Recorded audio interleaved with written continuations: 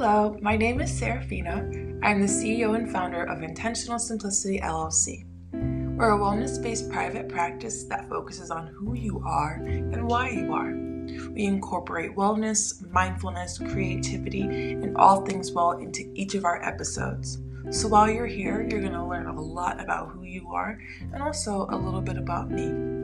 When I began this journey in 2019, I was really interested in understanding what was happening to me. My world was spinning upside down. I was in relationships that were harmful, and I was learning all about my hypersensitivity. Come to find out, I was diagnosed with autism about 1.5 years ago.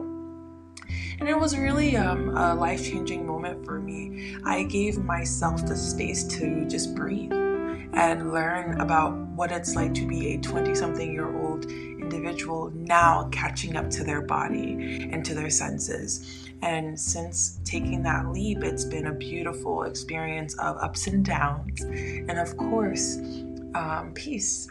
When you really learn about what's going on inside of you and how you've been experiencing a very chaotic world, you kind of release some of the pressures around being perfect, getting everything right, meeting these goals that are probably not met with you in mind. And you begin to start being a lot more mindful of how you want to be in this world. You begin to create space for you, and you build journeys that are inspired by your North Node. So Intentional Simplicity is really here to help others to aspire into their own dreams, into their own aspirations, into their own creative expressions. As an African American queer woman, it is very difficult for us to find the spaces that make us feel seen. So on top of all our intersectionality, we deserve a place to rest. And Intentional Simplicity is here to help you do that. So each week we'll be trying to meet you where you are.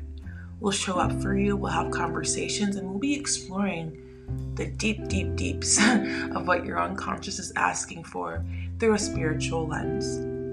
I'm a very holistic person, and I approach my therapeutic practice just the same way. And so I'm hoping that this conversation we get to build together helps us learn more about how to build a healing collective, specifically for BIPOC, LGBTQIA, and neurodiverse individuals just like me. So once again, I'm Serafina.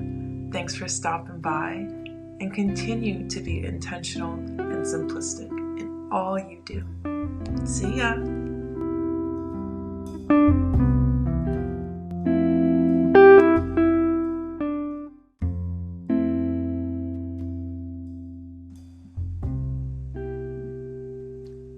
This week, I would like to focus on our organic rainbow moment. Learning to love yourself is a key component to wellness-based therapy. This process is ongoing and often very difficult. And loving yourself requires that you take a deep dive into the moments when you feel most unloved. Like the moments when you felt unworthy, ashamed, or dissatisfied with yourself. Now, don't get me wrong. Love is a beautiful vibe, trust me. It isn't all so bad, and the tough emotions we experience when we are in need of love is how our body recognizes we need to be cared for. Remember that love is grief, and love is also growth. In the process of change, we're always releasing and always accepting, and that is a great description of what love also represents. Now, let's take some time to pay attention to the moments in your life when you have love for yourself. Do you know that the most authentic growth occurs during this process? Be kind to you and your experiences. And remember, love is the center of your wellness. So the organic rainbow moment I have for this week. The relationship you have with yourself is the most complicated one because you can't walk away from you. You have to forgive every mistake and deal with every flaw you perceive.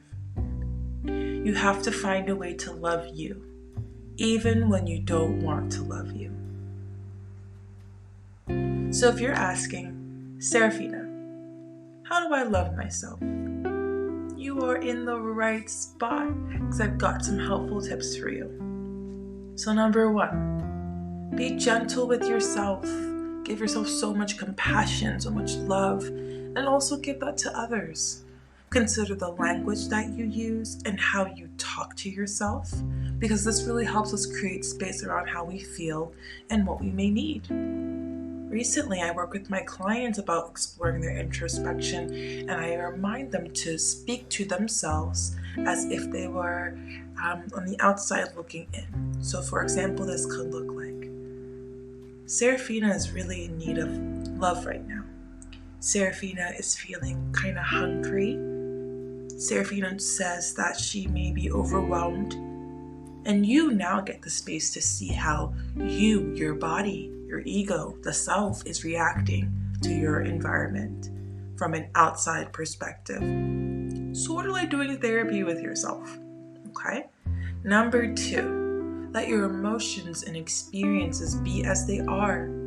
Allow them to come and refrain from judging or assuming. This process really helps us reduce internal shame. And I remind my clients of this a lot. Shame has been perpetuated by our society. And if you are not white living in the USA, this shame is seeping through your identity.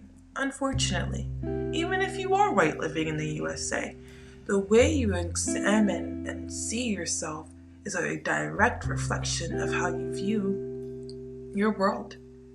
Are you happy in the way you are?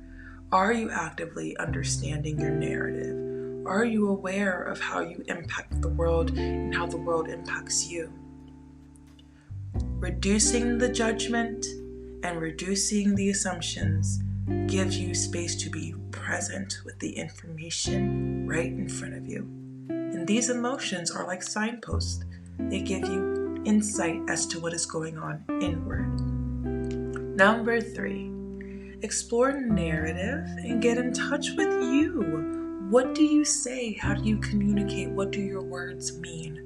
Trust that your feelings and your emotions are gateways to tapping into your experience of the world. During this process, continue to be gentle, compassionate, and mindful of you.